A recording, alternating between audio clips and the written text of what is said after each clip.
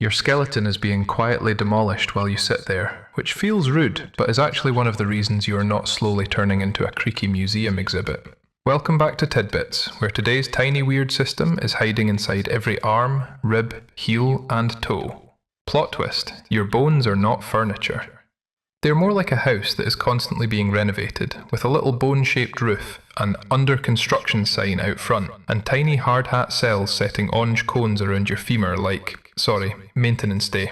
Because bone is alive, very alive, for something that looks so suspiciously like a dry prop skeleton in cartoons. Real bone has blood vessels running through it, nerves tucked inside it, flexible collagen fibers, and hard mineral crystals packed around them. The closest everyday comparison is reinforced concrete, if the concrete could feel stress, repair cracks, and casually store minerals for later.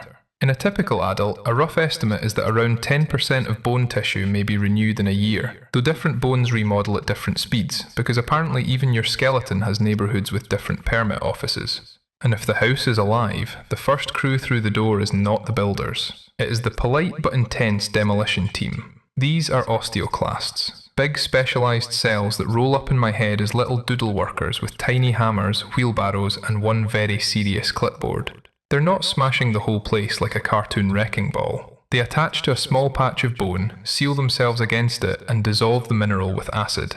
Then they use enzymes to break down the protein scaffold underneath, leaving tiny resorption pits, like careful bite marks in a wall that needed replacing. Your body has cells whose job is to eat tiny parts of your skeleton, and that is one reason your skeleton does not quietly fall apart. Terrible out of context, very sensible in context. Osteoclasts clear old bone and bone with microscopic damage, the kind you get from normal living. Walking, jumping, chewing a stubborn bagel. They can also help release calcium stored in bone into the bloodstream when the body needs it, because calcium is not just bone stuff. Nerves, muscles, and cells all keep asking for it, like roommates borrowing tape. But a renovation site cannot just be holes and orange cones, so the builders follow close behind. These are osteoblasts, and I picture them arriving with buckets of new bone material, smoothing fresh patches over those demolition pits like plaster. Their first layer is called osteoid, a collagen-rich matrix that starts out softer, almost like the framework for the repair. Then calcium phosphate minerals crystallize into it, hardening the patch into sturdy new bone. Some osteoblasts do such a committed job that they get sealed inside the fresh bone and become osteocytes, little resident sensors living in tiny rooms in the wall. Once the builders are on site though, they still need instructions. The skeleton does not reinforce every corner equally, because that would be wasteful, and the body is annoyingly practical. Pressure acts like the building inspector's notes. Imagine a clipboard labelled load bearing, Y/N, with a doodle mascot checking boxes near the feet, hips, spine, and jaw. Osteocytes sense strain from walking, lifting, chewing, and impact, then help steer remodeling toward the places taking the most stress. Use a structure, and the job site gets the memo. Exercise is not just for muscles, it is paperwork for your skeleton, telling the builders which walls are worth reinforcing. That is why weight-bearing movement matters so much for bone strength. On the flip side, astronauts in microgravity and people stuck in long bed rest can lose noticeable bone density because the skeleton stops getting its usual gravity memo. No footsteps, no loaded hips, no daily thud of earth saying, "Hey, this beam still has a job." So the renovation budget shifts. The real trick is keeping the crews balanced. If demolition outpaces rebuilding for too long, bones can become more fragile, as in osteoporosis.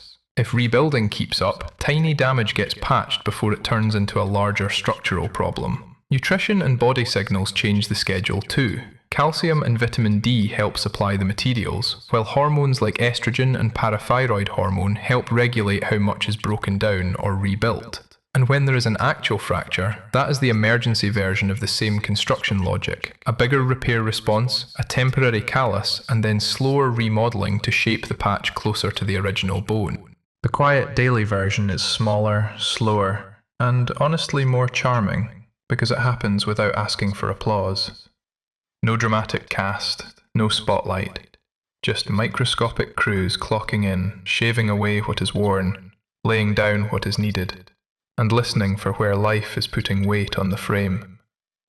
Your skeleton is strong not because it never changes, but because it is always being carefully torn down and rebuilt.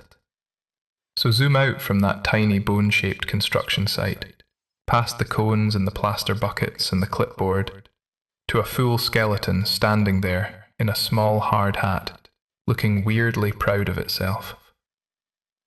As always, stay curious, because apparently even sitting still comes with a microscopic renovation budget. And tell me what tiny body maintenance crew you want doodled next. For now, the osteoclast and osteoblast get to high five under the banner, Renovation Complete.